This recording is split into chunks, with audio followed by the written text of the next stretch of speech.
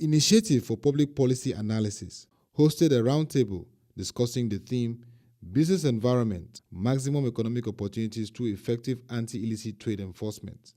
The IPPA forum featured presentations on business environment and illicit trade, linkages and evidence, and maximizing economic opportunities in export and trade.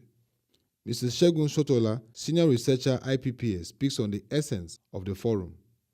The purpose mainly of gathering you here today is to discuss the underlying factor responsible for the growth of illicit trade, the dangers associated with it, the health and safety risk, e.g. crime, and the negative impact on local initiatives.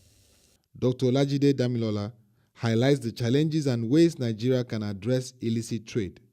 Anywhere in the world, whether in Africa, whether in Europe or any economic region of the world, illicit trade is mainly driven by a common set of factors, which can be categorized in three areas. That's consumer preferences, business environment, which is the point here, then the regulatory environment.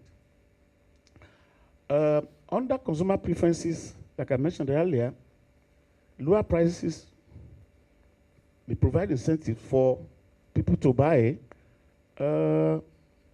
goods, and that will make illicit trade to strive.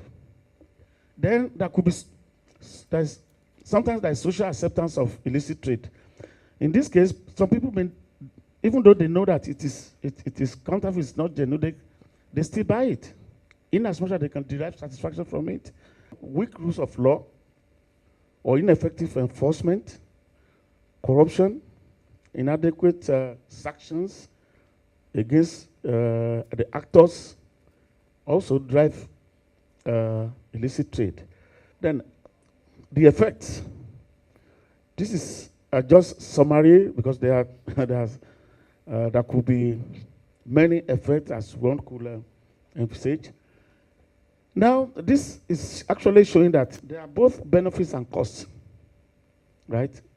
Whether we like to balance the argument, the first part is actually the benefit, right?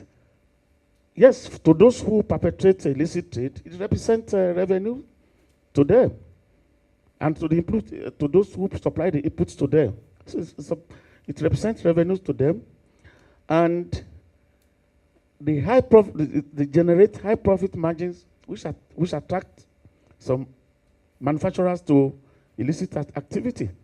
Illicit activity sometimes may translate to lower employment or unemployment. It generates employment to those who are in the system, and yes, which may mean less demand on public funds. But again, we need to be careful when we talk of employment here. Yeah, right? Because that employment, I don't think it reflects in national statistics. Then we know that it's a drain on the country's economy because it reduces tax revenues and it can generate instability. Then, for local business, it definitely reduces their market share and their capacity, constrain their capacity to produce to their optimal level. And then, it damages brand image of illicit manufacturers.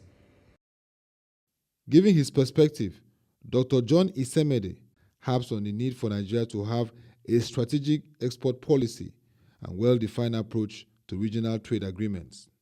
Why do we sign agreements with neighbors, with friends we don't even know? In this part of the world, the organized private sector is so weak. You cannot do any business in Benin Republic without going through the chamber. Because today you are talking of substandard products. You are talking of illicit, you don't know, you cannot trace. That is not the case in Benin Republic. I have been going to Benin Republic as far back as 1967, when we were going through Sangwater. And when the border was opened in 1977 by General Obasanjo, we were there. Today we go, when we are tired in Lagos, we go to another country. The rules are not aligned. When you talk of integration or agreement, there are 5 levels. Preferential trade area. Those you are signing the preferential trade area, you don't have the same colonial masters. I am more comfortable in Benin than in Nigeria.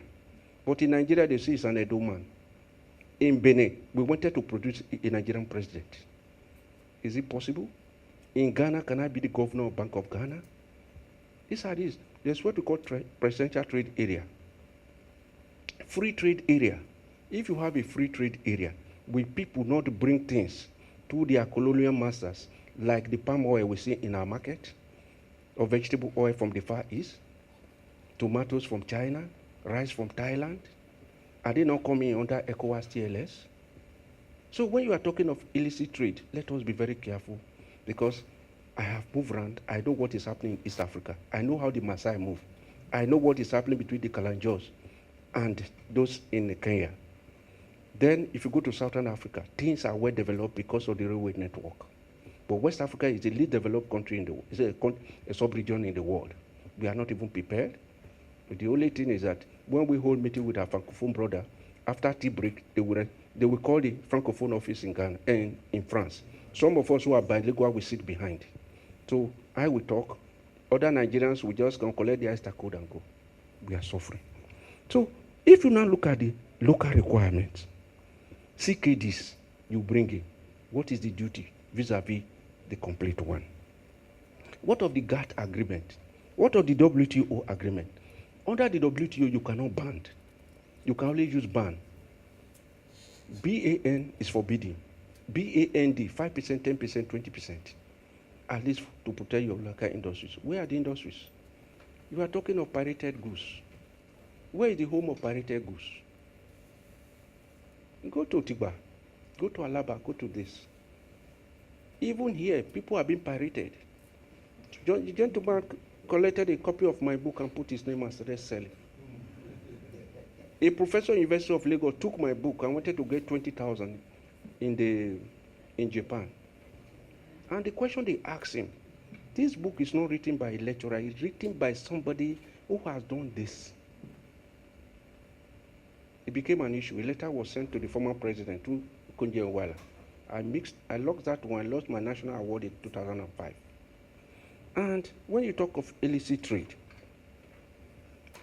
I did a comprehensive study for the tobacco companies across West Africa in 2003, from Mauritania by road, going to Congo Brazzaville.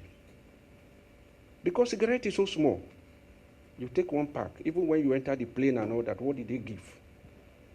Who was it? A cigarette. I did another one when I was a consultant to FAO, Food and Agriculture Organization.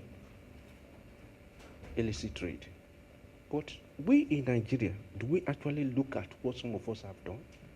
We create and command respect in other countries. But when it comes here, it look for brother to do it. When we were working in Dangote, we were like those who employed him. Today the business is moving. Not you are in a place because I don't like you, want to bring your own brother and sister, get out. The country will suffer. There is nowhere in the world where people don't sign agreement. And this agreement, most cases, they are 5 in nature. Free trade area, preferential trade area, common external tariff, custom union, and common market. We've had all these agreements, and the economy is still very weak. The foreign reserve is nothing to write home about, because if we divide the foreign reserve we have by the 200 million Nigerians, you will know that Nigeria is a very poor country. How can we save this country? It's not through agreement. It's backward integration and import substitution. If we look at this continent or the world, Nigeria is #1 producer of yam. We made an attempt and failed, and there was no way. So everybody is looking at one direction, which is oil. And today we see what we hear. No, you hear and see what we see over the oil regulating body and all that things are not even smooth. Cassava, we are #1 producer in the world. We are importing starch. Shea butter, we are #1 producer in the world. We are getting little or nothing. Sesame seed and so on and so forth. And the country is one-sided. That is importation. Those who are shouting for agreements and all that, they believe that when they sign an agreement, they have to be importer representative.